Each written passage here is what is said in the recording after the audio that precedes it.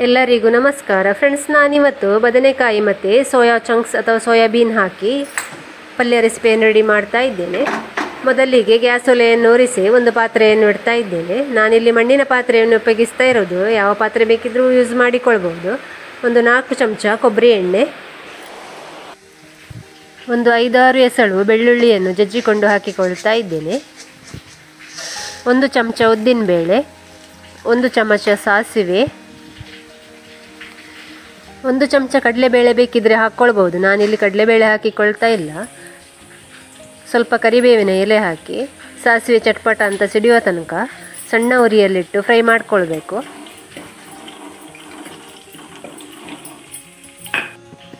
ಸಾಸಿವೆ ಚಟ್ಪಟ ಅಂತ ಸಿಡಿತಾ ಉಂಟು ಫ್ರೆಂಡ್ಸ್. ಈಗ ಇದಕ್ಕೆ ನಾನು 1 ಇಂಚು ಶುಂಠಿ, 1 ಕಾಯಿಮೆಣಸು ಹಣ್ಣಾಗಿರೋದು ಹಾಕಿರೋದು, 1 ಟೊಮೆಟೊ, 1 ಈರುಳ್ಳಿಯನ್ನು ಸಣ್ಣಾಗಿ ಕಟ್ ಮಾಡಿ ಹಾಕಿಕೊಳ್ತಾ ಇದ್ದೀನಿ. ಈರುಳ್ಳಿ ಟೊಮೆಟೊ ಜಾಸ್ತಿ ಬೇಕಿದ್ರೆ ಜಾಸ್ತಿನೂ ಹಾಕ್ಕೊಳ್ಬೋದು.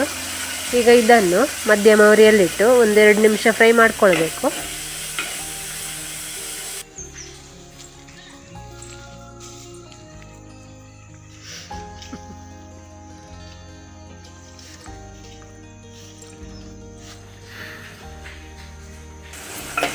ಫ್ರೆಂಡ್ಸ್, ಇವಾಗ ಈರುಳ್ಳಿ ಟೊಮೆಟೊ ಚೆನ್ನಾಗಿ ಫ್ರೈ ಆಯಿತು.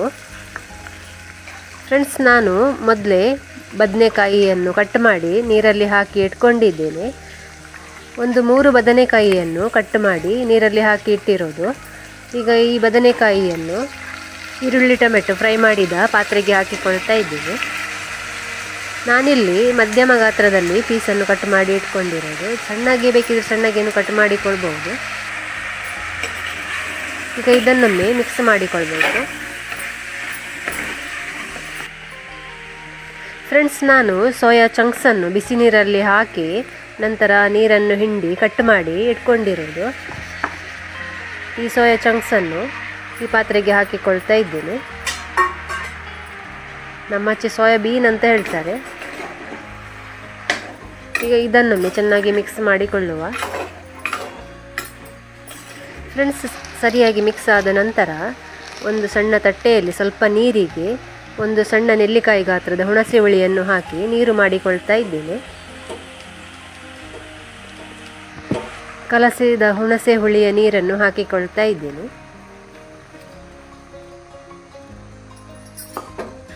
ಅರ್ಧ ಚಮಚ ಅರಶಿನ ಹುಡಿ, ರುಚಿಗೆ ಸ್ವಲ್ಪ ಉಪ್ಪು. ಫ್ರೆಂಡ್ಸ್, ನಾನು ಮನೆಯಲ್ಲಿ ರೆಡಿ ಮಾಡಿದ ಸಾಂಬಾರು ಪೌಡರನ್ನು ಹಾಕಿಕೊಳ್ತಾ ಇರೋದು. ಈ ಸಾಂಬಾರು ಪೌಡರಿನ ವಿಡಿಯೋ ಈ ಮೊದಲು ನಾನು ಅಪ್ಲೋಡ್ ಮಾಡಿದ್ದೇನೆ. ರುಚಿಗೆ ಸ್ವಲ್ಪ ಬೆಲ್ಲ. ಈಗ ಇದನ್ನು ಚೆನ್ನಾಗಿ ಮಿಕ್ಸ್ ಮಾಡಿಕೊಳ್ಳುವ.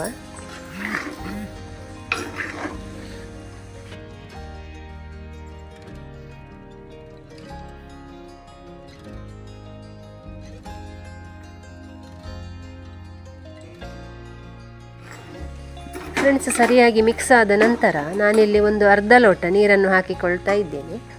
ಪಲ್ಯ ಗ್ರೇವಿ ಟೈಪ್ ಬೇಕಿದ್ರೆ ಸ್ವಲ್ಪ ಜಾಸ್ತಿ ನೀರು ಹಾಕ್ಕೊಳ್ಬೋದು. ಇವಾಗ ಮುಚ್ಚಳ ಮುಚ್ಚಿ ಮಧ್ಯಮ ಉರಿಯಲ್ಲಿ ಬೇಯಿಸ್ಕೊಳ್ಬೇಕು.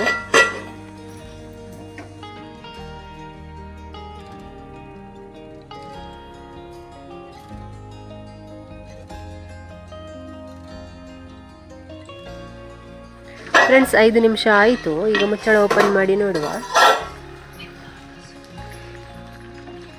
ಇವಾಗ ಪುನೊಮ್ಮೆ ಚೆನ್ನಾಗಿ ಮಿಕ್ಸ್ ಮಾಡಿಕೊಳ್ಬೇಕು. ಫ್ರೆಂಡ್ಸ್, ಈ ಟೈಮಲ್ಲಿ ಉಪ್ಪು ಹುಳಿ ಖಾರ ಕಡಿಮೆ ಇದ್ದರೆ ಟೇಸ್ಟ್ ನೋಡಿಕೊಂಡು ಹಾಕ್ಕೊಳ್ಬೋದು. ಕಾಯಿ ತುರಿ ಇಷ್ಟಪಡುವವರು ಈ ಟೈಮಲ್ಲಿ ಕಾಯಿ ತುರಿಯನ್ನು ಬೇಕಿದ್ದರೂ ಹಾಕ್ಕೊಳ್ಬೋದು. ನಾನಿಲ್ಲಿ ಕಾಯಿ ತುರಿಯನ್ನು ಹಾಕಿಕೊಳ್ತಾ ಇಲ್ಲ. ಫ್ರೆಂಡ್ಸ್, ಮುಚ್ಚಳ ಮುಚ್ಚಿ ಮಧ್ಯಮ ಉರಿಯಲ್ಲಿ ಪುನಃ ಒಂದು 5 ನಿಮಿಷ ಬೇಯಿಸ್ಕೊಳ್ಬೇಕು. 5 ನಿಮಿಷ ಆದ ನಂತರ ಮುಚ್ಚಳ ಓಪನ್ ಮಾಡಿ ಕೊತ್ತಂಬರಿ ಸೊಪ್ಪನ್ನು ಹಾಕಿಕೊಳ್ತಾ ಇದ್ದೇನೆ. ಈಗ ಇದನ್ನೊಮ್ಮೆ ಮಿಕ್ಸ್ ಮಾಡುವ. ಫ್ರೆಂಡ್ಸ್, ಬಿಸಿ ಬಿಸಿಯಾಗಿರುವ ಬದನೆಕಾಯಿ ಮತ್ತು ಸೋಯಾ ಚಂಕ್ಸ್ ಪಲ್ಯ ರೆಡಿ ಆಯಿತು.